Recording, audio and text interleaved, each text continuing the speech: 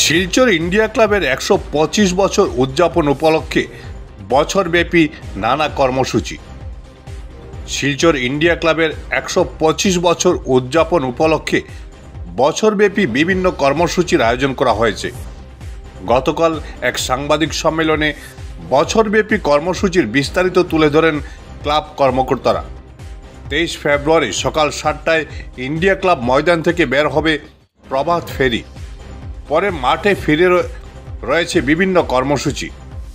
পুরো বছর খেলাধুলা সহ রয়েছে সাংস্কৃতিক অনুষ্ঠান।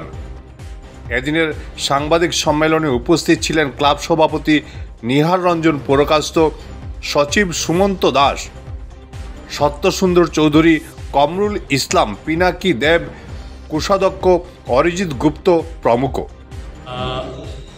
নমস্কার। আমাদের ইন্ডিয়া ক্লাবের ১২৫ বছর উপলক্ষে আমরা ১ বছর ব্যাপী কার্যক্রম করব।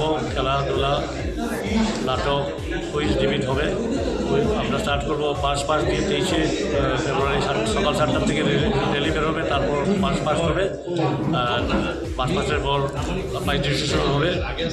আর তারপর আমাদের শুরু হবে ক্রিকেট ২৩ মার্চ থেকে। তারপর আমরা ২৩ মার্চ থেকে ৩০ মার্চ অবধি করবো আন্ডার-19 টুর্নামেন্ট। তারপর আমরা টেবল টেনিসে যাবো, তারপর ব্যাডমিন্টনে যাবো। এই হিসাবে মানে পুরো বছর আমাদের প্রোগ্রাম থাকবে ১২৫ বছর উপলক্ষে। আর আমরা বড় বড় ইভেন্টগুলো করবো। আমরা আপনাদের সহযোগিতা কামনা করছি। নমস্কার।